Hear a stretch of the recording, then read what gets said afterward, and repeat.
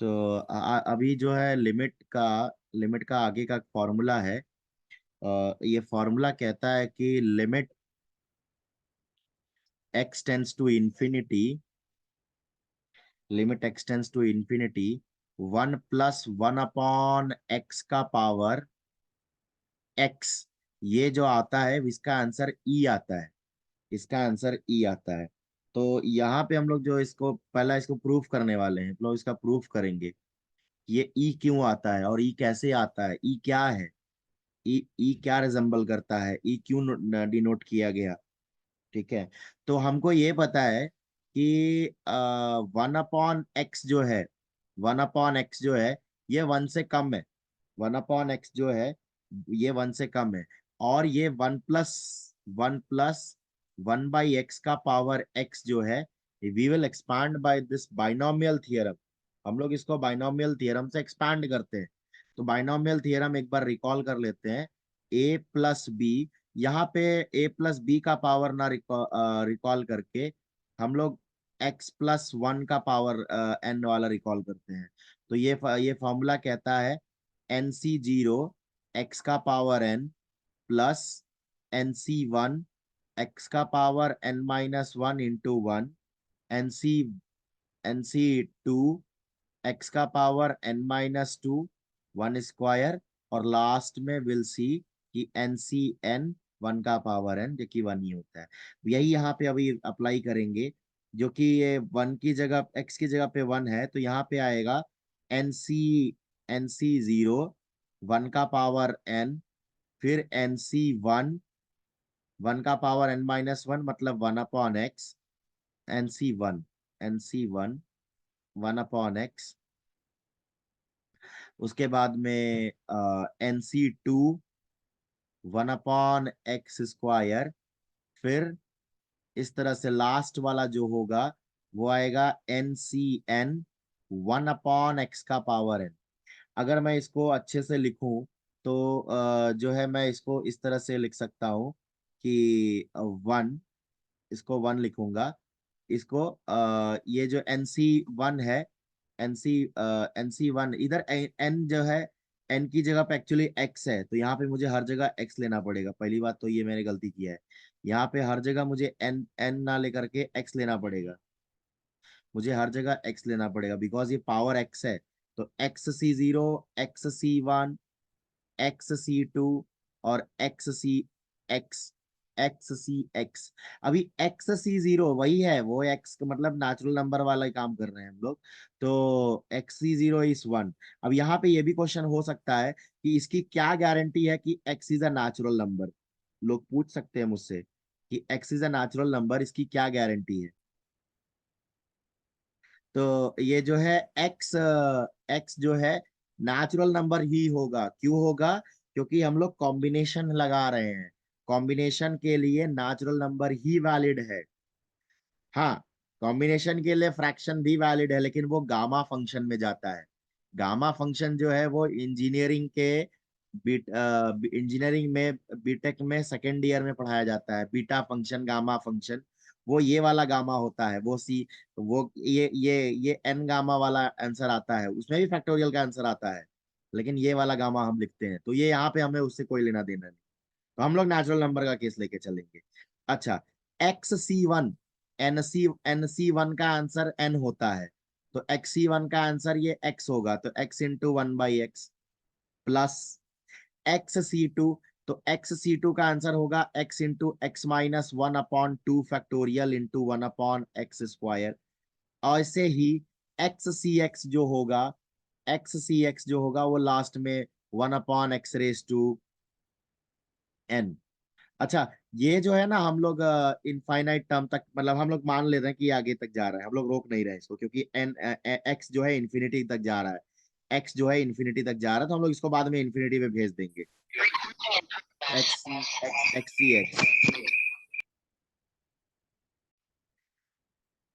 तो फिर इसको हम लोग मल्टीप्लाई करेंगे, इसको मल्टीप्लाई करेंगे, दिखेगा ये x और x कैंसिल हो गया, तो ये 1+1, 1+1, और ये x स्क्वायर में से, ये एक x मैं कैंसिल कर दे रहा हूँ, एक एक्स में कैंसिल कर देना, तो ये अच्छा, अगर एक एक्स में कैंसिल कर दूं और ये वाला जो इस टर्म को मैं अलग से लिख रहा हूँ, x into x minus one upon ये एक्स स्क्वायर है और ये 2 फैक्टोरियल है, इसको हम लोग समझेंगे।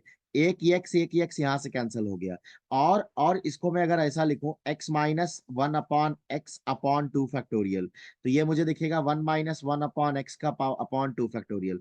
इसका मतलब ये जो टर्म है वो मुझे इस तरह से दिखेगा, 1 - 1 अपॉन एक्स अपॉन 2 फैक्टोरियल। अगर अगला टर्म देखूंगा तो वो मुझे दिखेगा 1 - 1 upon x, 1 - 2 upon x upon 3 factorial. ये पर्पजली मैं इस तरह से जान के लिख रहा हूँ, हम जानबूझ के लिख रहा हूं, तो इससे मुझे क्या होगा, आगे मुझे सॉल्व करने के लिए आसानी होगी इससे। अच्छा, ये आगे जो है ये इन्फिनिटी तक ऐसे ही चलता रहेगा, इन्फिनिटी तक चलता रहेगा। अब मैं क्या करूंगा, दोनों साइड में लिमिट लगा लूंगा। तो limit x tends to infinity, limit x tends to infinity 1 + 1 upon x का पावर एक्स, और इधर भी limit x tends to infinity, limit x tends to infinity. अच्छा, ये वन और वन, इसको टू ले लेता हूँ, 2 + 1 - 1 अपॉन एक्स अपॉन 2 फैक्टोरियल, फिर 1 - 1 अपॉन एक्स, फिर 1 - 2 upon x upon 3 factorial, and so on. अब बात आती है कि ये इसका लिमिट कितना होगा, तो इसमें जितने भी 1 अपॉन एक्स वाले टर्म है वो सारे के सारे भाग जाएंगे जीरो पे। 1 अपॉन एक्स वाले टर्म जो भी है वो सारे के सारे जीरो पे भाग जाएंगे, तो मुझे आंसर क्या मिलेगा, पहला मिलेगा 2, फिर मिलेगा यहाँ पे केवल 1/2 फैक्टोरियल बचेगा, फिर अगला जो बचेगा वो केवल 1/3 फैक्टोरियल बचेगा, उसके बाद वाला 1/4 फैक्टोरियल बचेगा। इस तरह से जो है आगे बचेगा। तो मैं मान लेता हूं ये जो नंबर है इसका रिप्रेजेंटेशन इसका रिप्रेजेंटेशन है ई। कैसे करेंगे ई, ये जो है 1 + 1 अपॉन एक्स का पावर एक्स, 1 + 1 अपॉन एक्स का पावर एक्स, मैं मान लेता हूं ये नंबर ई है। अब मैं इसको ई क्यों डिनोट कर रहा हूं, क्योंकि ई जो नंबर है ऑयलर नंबर कहा जाता है, ऑयलर नंबर। और ये नंबर जो है 2 से बड़ा होता है, हम लोग इसको लिखेंगे as e lies between as e lies between 2 and 3, as e lies between 2 and 3। E जो है 2 और 3 के बीच में होता है। अब ये बात आती है कि ये 2 और 3 के बीच में है क्यों, पहला क्वेश्चन, ये 2 और 3 के बीच में है क्यों। 2 और 3 के बीच का मतलब होना कि ये 2 से बड़ा है। ऑफ कोर्स ये 2 से बड़ा है, क्यों 2 से बड़ा है, क्योंकि पहला तो हम लोग यहाँ देखेंगे, यहाँ 2 लिखा हुआ है, ये 2 है। और दूसरी बात, हम 2 में कुछ ना कुछ ऐड करते जा रहे हैं, 2 में कुछ ना कुछ ऐड करते जा रहे हैं, तो जब भी मैं 2 में कुछ ना कुछ ऐड करूंगा वो नंबर जो है 2 से बड़ा ही निकलेगा। अब बात आती है कि 3 से छोटा होना चाहिए, तो हम लोग यहाँ पे क्या करेंगे, इसको हम लोग प्रूफ करने की कोशिश करेंगे। पहला प्रूफ ये कि 2 से बड़ा है, तो उसको प्रूफ करने की जरूरत नहीं है, बिकॉज हम लोग इसमें 2 प्लस समथिंग कर ही रहे हैं, तो वो ऑलरेडी 2 से है, वो दिख रहा है। तो अगर मैं ई को फिर से लिखूं, ई इज व्हाट, अगर मैं ये 2 को 1 + 1 लिखता हूँ, 1 + 1, 1 + 1 प्लस 1/2 फैक्टोरियल, 2 फैक्टोरियल को 2 लिखता हूँ, और 3 फैक्टोरियल को मैं 3 × 2 लिखता हूँ, 4 फैक्टोरियल को 4 × 2 लिखता हूँ, एंड सो ऑन। अच्छा, अगर मैं इसको टर्म को देखूं, इस टर्म को देखूं कि ये किससे कम होगा, ये 1 + 1 2 तो है ही है, 2 तो है ही, ये हाफ, ये भी रहने देते हैं। 1/3 × 2, बेसिकली ये 1/6 है ना, 1/6, 1/6 जो है 1/6 जो है 1/4 से कम होता है, मतलब 2 × 2 से कम होगा। फिर 1/4 × 3 × 2, ये जो है 1/2 × 2 से कम होगा। भाई ये 4 × 3 = 12, 12 × 2 = 24, तो 1/24 इज ऑल्सो लेस देन 1/8, ये बात तो सही है। अगला टर्म जो होगा 1/2 × 2 × 2 × 2 4 बार इस तरह से बढ़ता जाएगा। तो अगर मैं देखूं दैट इज 2 प्लस, ये देखा जाए तो 1/2 प्लस 1/4 प्लस 1/2 प्लस 1/2 का स्क्वायर प्लस 1/2 का क्यूब, 1/2 का पावर 4, एक ज्योमेट्रिक सीक्वेंस, ज्योमेट्रिक सीरीज है। ज्योमेट्रिक सीरीज है जिसका जिसका जो पहला टर्म है, जिसका पहला टर्म मैं अगर निकालूं, एक इनफाइनाइटली टर्म लिखूं, अगर इसको और सोफिस्टिकेटेड वे में लिखना है तो ये टू को मैं 1+1 ही रहने देता हूँ, मैं टू नहीं करता हूँ, टू को 1+1 ही रहने देता हूँ। ये वन एक्स्ट्रा लिखो, ये वन एक्स्ट्रा लिखेंगे, और ये वाला वन से स्टार्ट करेंगे, 1+1/2+1/4। तो ये sum of geometric series, sum of geometric infinite series होता है। अब sum of geometric infinite series का जो फॉर्मूला है, सम ऑफ ज्योमेट्रिक सीरीज का जो फॉर्मूला है 1/a-r होता है, 1/a-r। अब a क्या है इसमें, a इज 1, a इज 1, तो 1 सॉरी, इसका फॉर्मूला होता है a/1 - r, इसका फॉर्मूला होता है a/1 - r, इसका फॉर्मूला होता है a/1 - r, मेरी गलती हुई है, a/1 - r होता है। तो a की वैल्यू 1 है, और यहाँ 1 माइनस, अच्छा r, r मतलब कॉमन कॉमन रेशियो, तो 1/2 1/2 1/2 1/2 1/2, हर जगह 1/2 है, 1/2 लिख लेंगे। तो अगर देखा जाए तो ये नंबर जो है ये 1, और ये वाला नंबर जो है 2, इसका अगर हम सॉल्व करेंगे 1/1/2 तो 2, इसका मतलब 3। तो ये जो ई नंबर है ना, ये 2 से बड़ा है और 3 से छोटा है।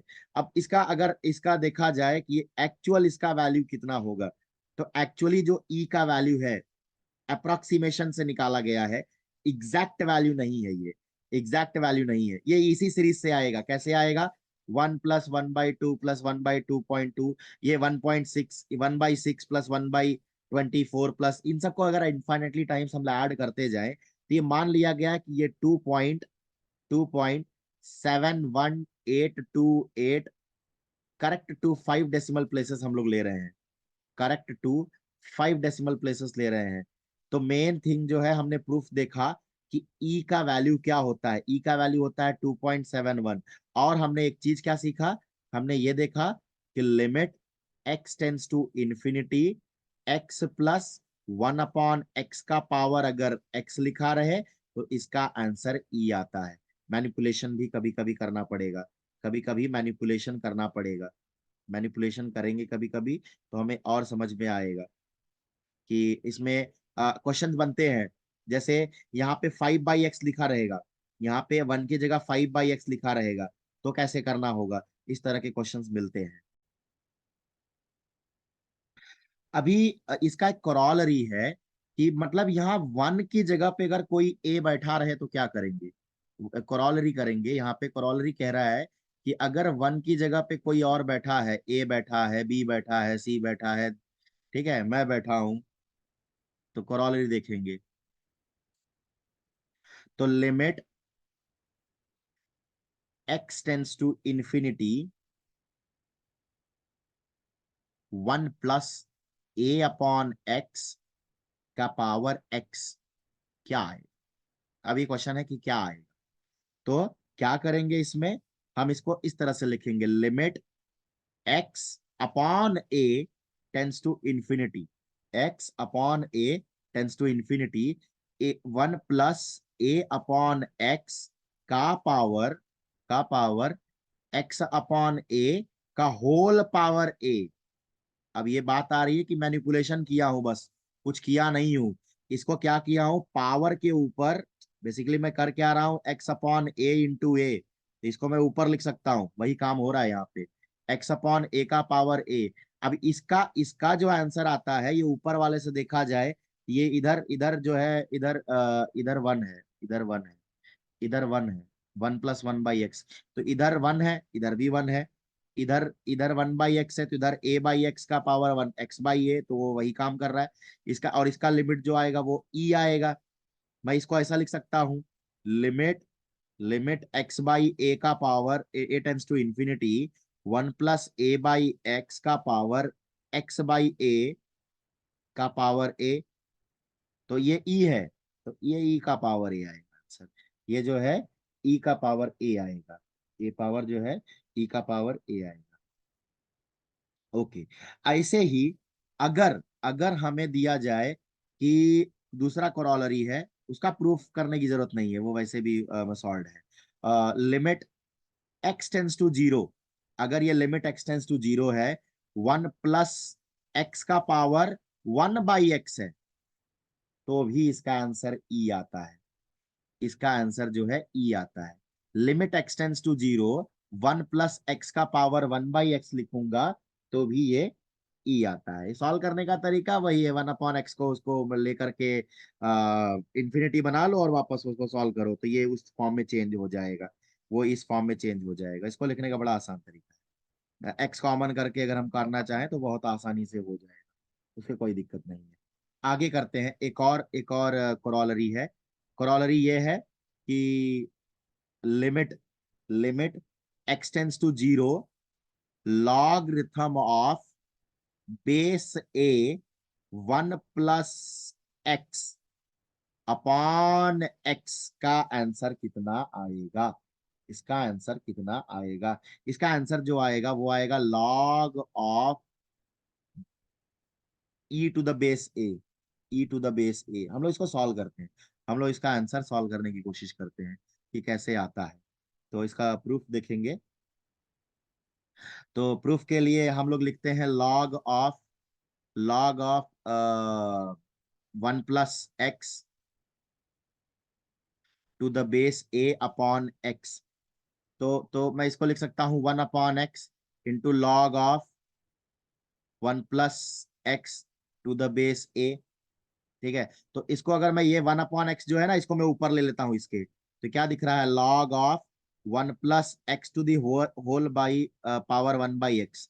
ये कैसे आया टू द बेस है? हमें पता है m log n is log of n⁻m। ये फॉर्मूला मैंने यूज किया है, m log n की जगह 1 + x और m की जगह 1/x।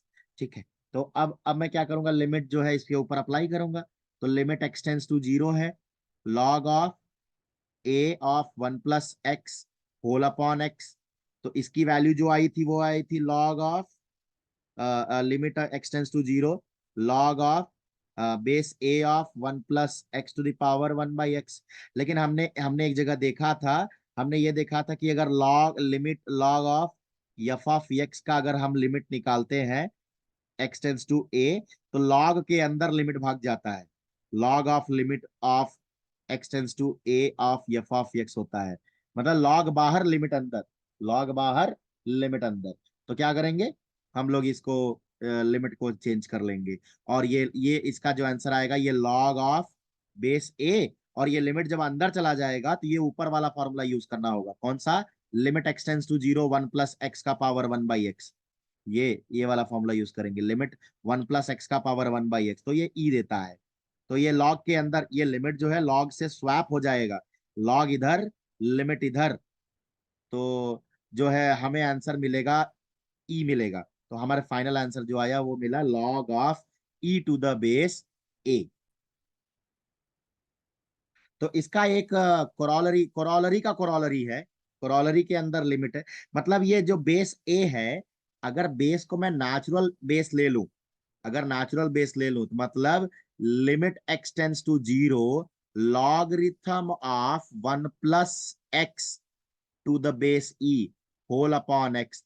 तो इसका answer logarithm of e to the base e. और जब logarithm of e to the base e लिया जाता है तो आता है 1। तो इसका मतलब इस लॉग का जो लिमिट आएगा वो आएगा 1। ऐसे ही एक क्वेश्चन, एक और फॉर्मूला है, logarithm of x tends to 0, a to the power x - 1 upon x। a to the power x - 1 upon x है, आता है। इसका आंसर आता है logarithm of a, logarithm of a to the base e, logarithm of a to the base e। ऐसे ही logarithm of, sorry sorry, यहाँ पे लिमिट था, यहाँ पे लिमिट था, लॉगरिथम बोल रहा हूं मैं, यहाँ पे लिमिट है। Limit of x tends to 0। ऐसे ही limit of x tends to, limit of x tends to 0, limit of x tends to 0, e⁻x - 1 upon x। तो यही फॉर्मूला अप्लाई करेंगे, जहां a था वहां e डालेंगे, log of e to the base e और आंसर 1 देके जाएगा, log of e to the base e और आंसर 1 देके जाएगा। तो इस तरह से जो है हम लोग इस क्वेश्चन को सॉल्व करते हैं और इतने सारे फॉर्मूलास हैं इतने सारे फॉर्मूलाज जो हैं बहुत इंपॉर्टेंट फॉर्मूला